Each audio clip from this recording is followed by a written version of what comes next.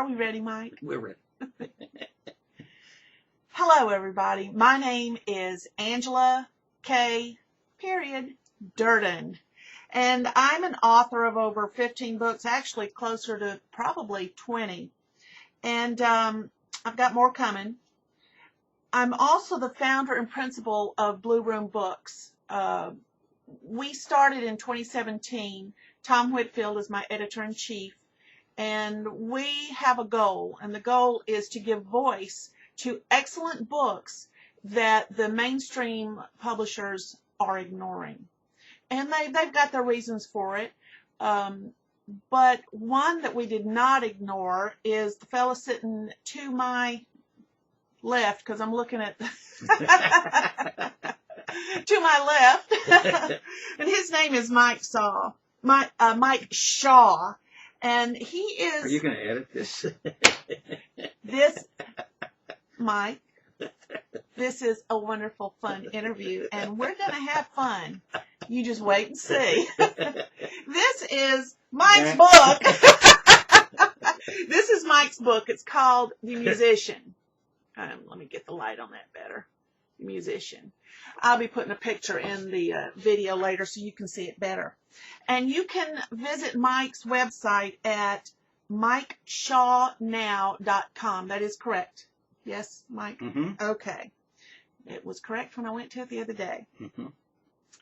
Well, beautiful welcome. Website, I might add. Oh, let me tell you, it was awesome.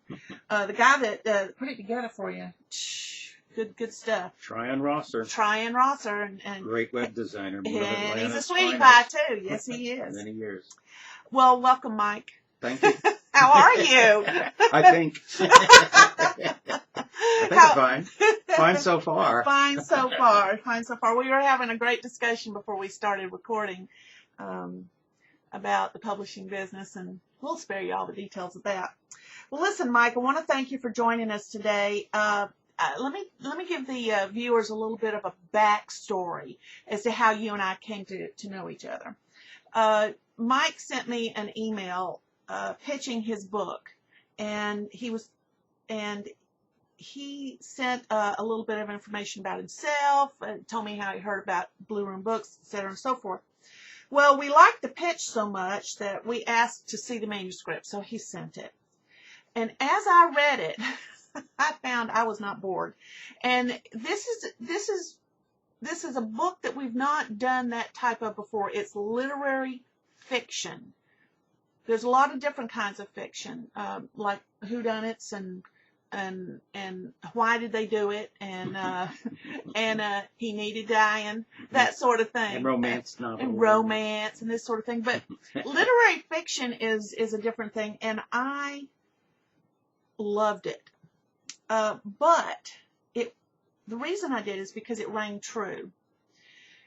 It rang true to me because of what I know, being in the music business myself, about the lives of traveling musicians. So, Mike, how did you come to write about the life of a traveling musician so realistically? Please tell us. Well, because I are one. This is true. I was one. My first career, if you want to call it that, my first not so illustrious career was as a musician. I was a full-time singer-pianist. Started out actually with guitar as a folk singer in the 60s, but transitioned to the folk, the singer-songwriter era, people singing songs of people like Paul Simon and James Taylor and Billy Joel and Elton John. Mm-hmm. And then with a determination and desire to play better music, to play more challenging music. I started getting into jazz. I moved to New Orleans and was there for 6 or 7 years. You moved to New Orleans from where? I was on the road, basically. Literally on the road, or yes. all over the United States? Yes. Wow. Traveling. We traveled. Initially, I traveled. I signed with a booking agency out of Chicago, and they had a Florida arm. I was in Miami at that time. I had just recently graduated with a master's in English from the University of Miami. and I was picked up by this booking agency. We played usually with another partner, with another guitarist. We played all the little bars and lounges around in the coast towns on the east and west coast of Florida. And then they moved us out of the Chicago office, and we played in the upper Northwest and Midwest. Oh. Yeah, not which is chronicled in the book. I was going to say those particular areas are mentioned in the book, right? And I learned a lot about the cold part. Yeah, just the life of a traveling musician in the snow. and the difficulties and the frustrations really of being on the road. It's what I learned by doing that is that I was moving sideways. I was not advancing in my career. I was working. I was playing every week, 5-6 nights a week in this place or that place.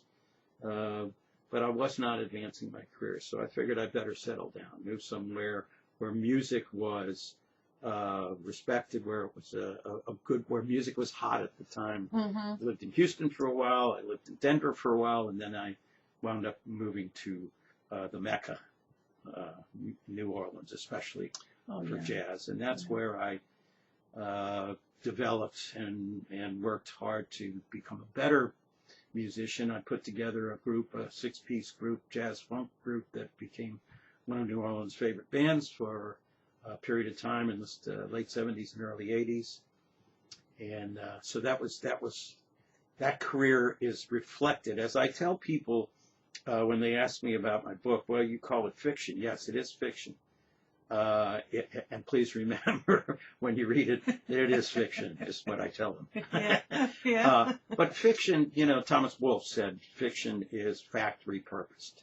And those weren't his exact words, but basically that's what he said. Those are absolutely correct words. To write good fiction, I think you have to really understand the subject and understand what you're talking about. You can't just pick a topic out of the air and start writing about it. And don't wouldn't be worth it. I was getting ready to ask you a question, but I'm actually going to make a comment. One thing that I noticed about your writing was that you had a deep understanding of human nature, of various types of personalities. It wasn't that, even though your main character, Tom, right? Right, Tom Cliff. Tom Cliff. I deal with so many characters. Sometimes I forget who wrote what. It's one thing to know your primary character very well, especially if that character is based upon a body of knowledge that you yourself experienced. Right. But to be able to represent other characters who are unlike your experience and be able to tell their story, which there are quite a few in this book, too, that you'll really enjoy. It's just such a, I'm going to say a cuss word, damn good book. But I think you did an excellent job of that. And that was one of it was a well-rounded book when it came to the characters. Yeah. Tom and I both just absolutely loved it. Loved it. Thank you very much. And I think that, again, that is one of the characteristics of literary fiction, is that you write about the human condition, if you will. You've heard that phrase a million times, I'm sure. But that's what you write. So you have to understand motives and personalities to be able to do that, and I thank you. That's something that I think I pride myself on, and that I did a lot of work trying to make sure that those characters were real people, came across as real people, and with real motives and real actions. Nobody's flying through the air to another planet. They're struggling with themselves and their lives. So that's a big part of, again, it's a big part of literary fiction. It's why people, I think, literary fiction's not for everybody. No, it isn't. I think, with some books, some types of writing, you don't have to think a lot. You don't have to do a lot of work yourself. But with literary fiction, you have to bring something. The to the story. the reader has to something. bring something to Right, it. Yeah, right. yeah. And that, that's actually a very good point. Wow, I'm going to have to remember that. Definitely, for sure. So the book is available on Amazon.com, and in the comments or the description of this video, I'll have the link for that. So feel free just to scroll down a little bit, and you'll see it in the description. We'd also love to hear any comments that you might have to make about some of the things that Mike said about what literary fiction is, and his devotion to it. And I would have to say it is devotion, because you are working on the second book now, taking Tom Cliff from the early mid-'80s further on into his career, into his older age, if you will, from middle age up. So we're looking forward to what that's going to look like. No promises as to any debut dates. No. Listen, it's hard enough getting one done. King Solomon said, to the making of many books there is no end, and devotion to them is wearisome to the flesh. Now, you would think that as a publisher I would not mention that, but in fact, it actually, let me tell you, Mike, that scripture motivates me, because here's why it motivates me. Because there are so many books, and a bunch of them suck, and that's just all there is to it. I don't care who wrote them or what publisher they came from. There's just a bunch of sucky ones. My goal is to not publish anything sucky and ease the burden of the devotion to books. I want people to be able to see, when they see the Blue Room Book logo on a book, that they're going to go, okay, they already know this is a good one, and they're going to get it, because that's what publishers used to do back in the day. Mm-hmm. You look at all the publishers, the big ones now that have started 150 years ago, this sort of thing. That's what they did. They didn't put their imprint on it unless they were happy with it. Yeah. The statistic that I've heard recently, and I'm sure it's well-founded, is there are more than 1 million books are published every year. I would not be surprised. Now, self-publishing has contributed enormously to that, because as a self-publisher, all you have to do is have enough money to pay somebody to lay it out and create a cover, and then it goes on Amazon. Or they've done it themselves, and it's really bad. Yeah. I've got a shelf in here. I'm not even going to show y'all some of the covers that people have, some paid for them, some did them themselves, that are so amateurish. The content has not been edited. There are misspellings and all this stuff. And it's I say to these people, it's your book. You can do whatever you want with it. But I've had to turn down people who were unwilling to allow editing to be done on their book, because they thought everything they did was perfect, because their wife or their husband, who had an English major degree, had already edited from high school. Well, I don't know, some were from college too. Speaking of editing, I have to give you some kudos here, because when obviously I don't, not only have I published this book, but I make my living as a writer. I get paid by clients to write for them, and business clients. And but I have to give you credit for your editing, because when I presented that manuscript, I thought it was in version 23, by the way, and I thought it was absolutely perfect. Now, we argued a little bit about some punctuation things and stuff like that. But those are called good arguments. That's right. Yeah. But the key was that you found stuff that I had overlooked. For example, I had my character performing songs that at that time had not yet been written. Little did Billy Joel know that I was already singing Piano Man before he even wrote it.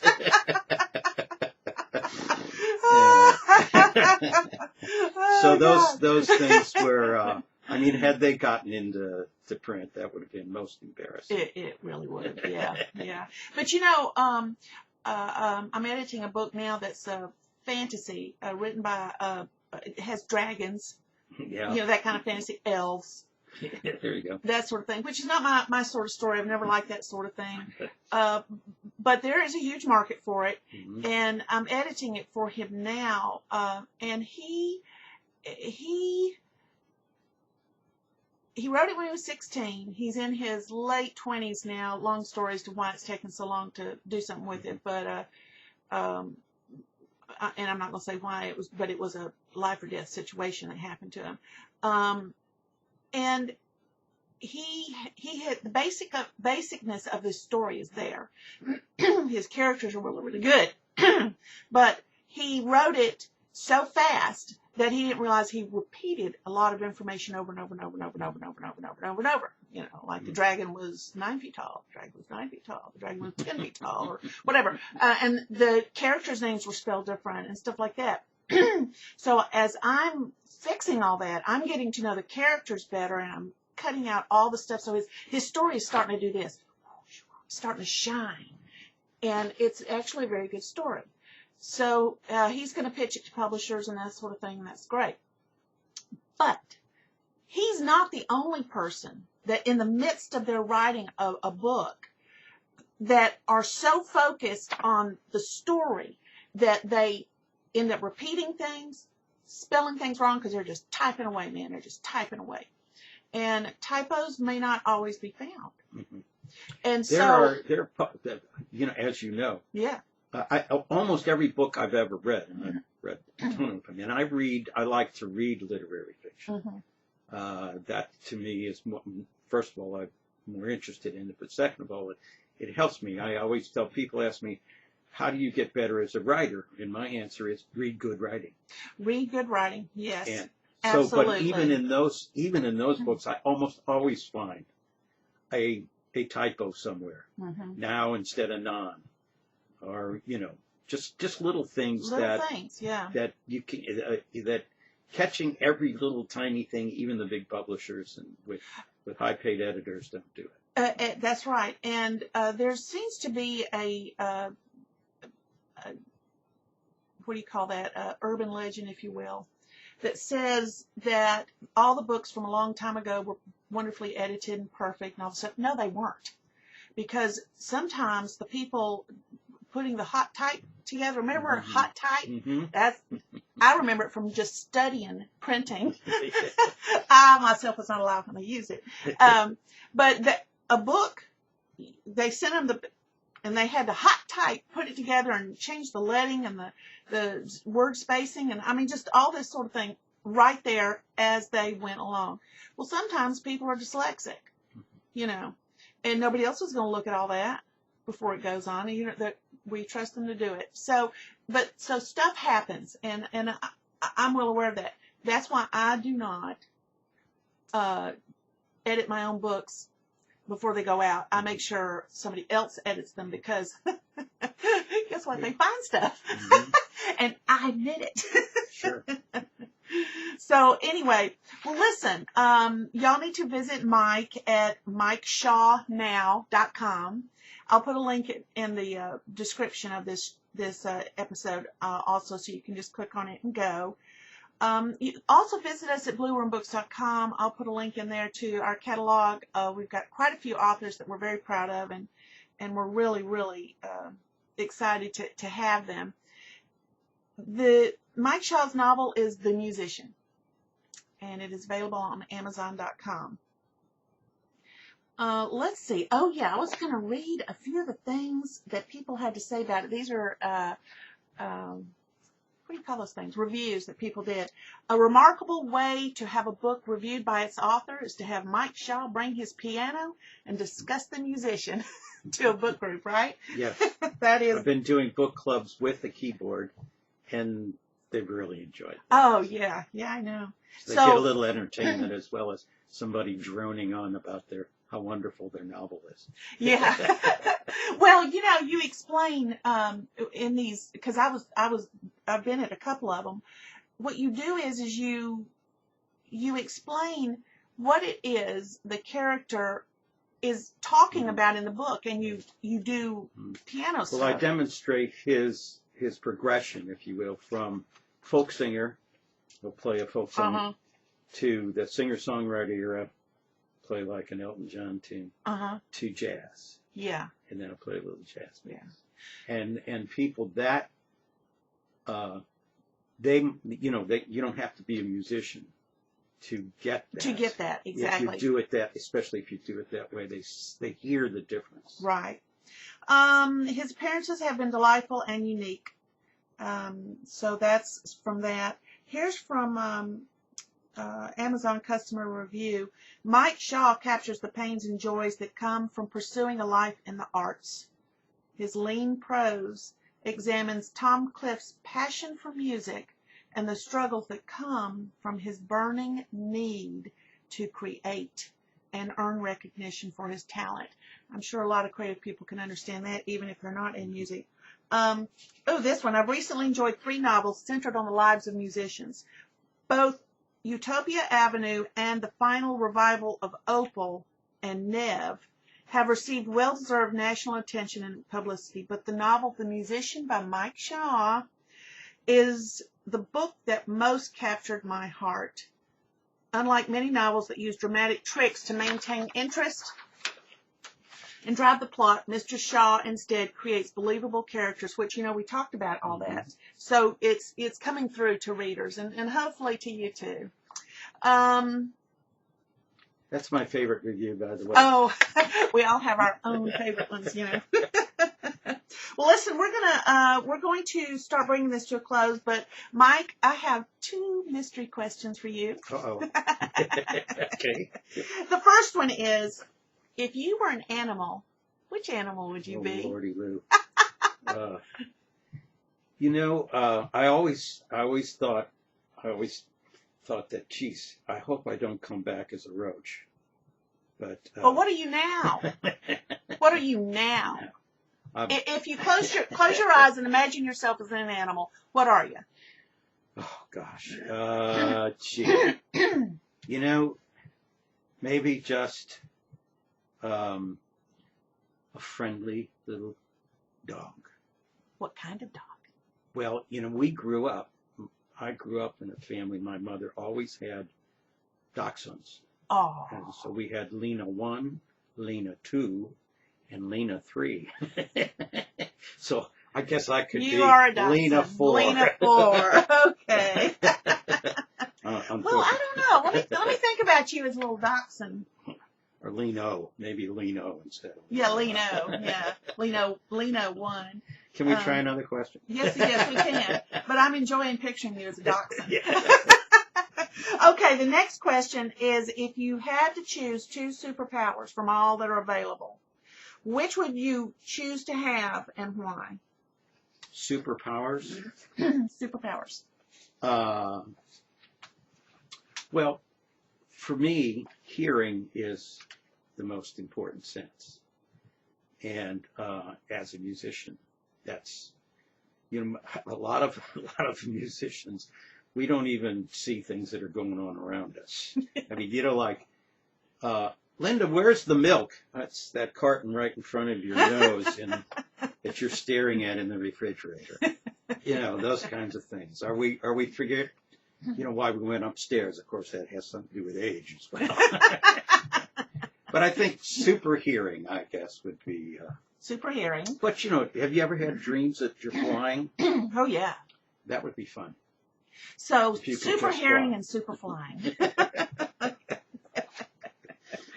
Mine would be invisibility and teleportation. There you go. Those are pretty good ones. Yeah. Although I have, in my dreams, flown. Yeah. Run like a stallion across the prairie. Yes, amen. Yeah. And had that one. Swam in the ocean like a dolphin. Yeah. So, but those are all in my dream. Mm-hmm. Because when I was 6, I tried swimming like a dolphin underwater, and I told my mother I could breathe underwater. She goes, "No, you can't." So I jumped in the little kiddie pool and went to prove her wrong. Choke. Goes who choke. I know. Well, listen, we're going to call this to an end. Thank you so much for being with us, Mike. Thank you. Appreciate it very much. Remember, MikeShawNow.com. And visit us at blueroombooks.com also. And I'm Angela K. Durden, publisher, writer, all-around genius, and awesome worker. Who can spot talent? There you go. There you go. So come visit us, and we'll talk to you later.